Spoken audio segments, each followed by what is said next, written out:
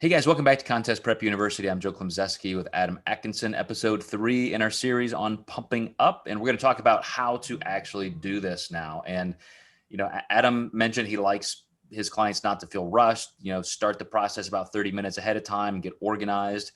And then, what are we going to do, Adam? What kind of specific exercises do you typically like people to do backstage? Yeah, typically lateral raises, some front raises, definitely some curls depending on the division, tricep extensions. You can do that on the neck. I do like rows as well. And then depending on, if I maybe want a girl to soften up their legs, I might have them do some squats. I actually had that happen this weekend, but typically I have people not pump their legs, and we'll go into that at a later point in time on this podcast. But, typically just push-ups as well for men. I think that works really well. A lot of times I'm back there holding bands so they can do their rows.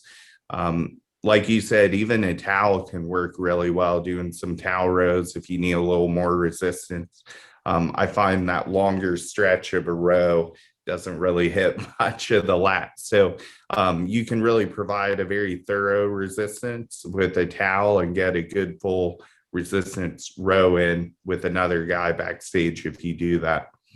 I think this is a great place to just insert why we're even doing this. It's not necessarily, although it is part of it, that you're just trying to engorge one particular muscle to kind of alter your symmetry, maybe really emphasize a weak spot. But if you're kind of cold, like any just normal day of the week, you're sitting at home, sitting in a restaurant, your office, you look down at your forearms or something. I don't know if you've ever seen where your veins are almost like concave, like they just look so flat versus like just massive, laying on top of the skin, like garden hoses.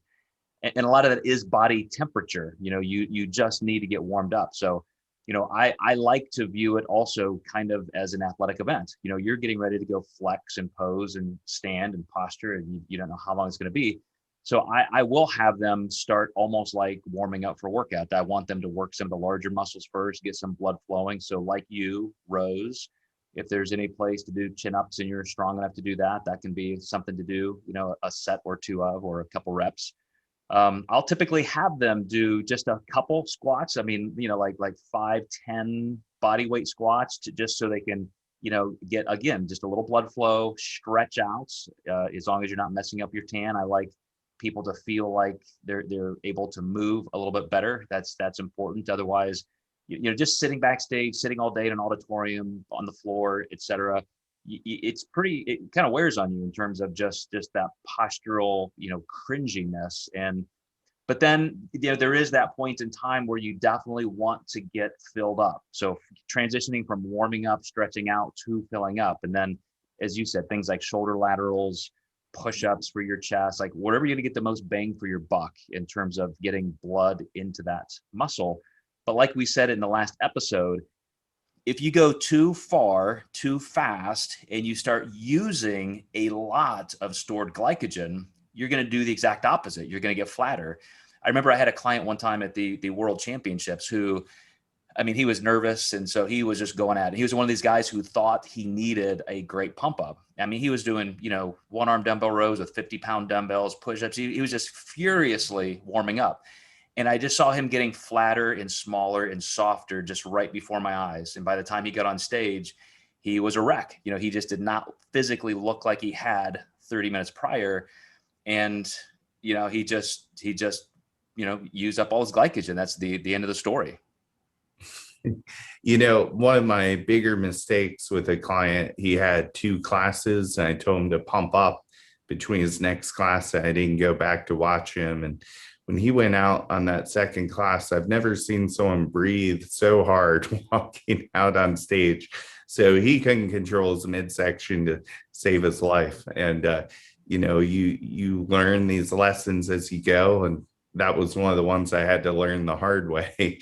And and aside from that, you can just release a lot of glycogen outside of the muscle cell and look softer, which along with his heavy breathing accentuated that his midsection was not tight. You know, and to your point earlier about taking your time and not feeling rushed, what I want a client to do is, you know, do a set or two, whatever, maybe you're coupling a couple things, supersets, and then, you know, then rest for a minute, you know, sip some water. We're typically going to have a water protocol as well. I want a certain amount of water while they're pumping up. And I'm probably kind of accelerating that, as a matter of fact, now that we're pumping up. So to stay hydrated, stay warm, and just progress. Like I said, it's a trajectory. You know, here you are now, here's the stage. You don't want to, you know, literally peak like this and release all that glycogen and then, you know, just feel exhausted.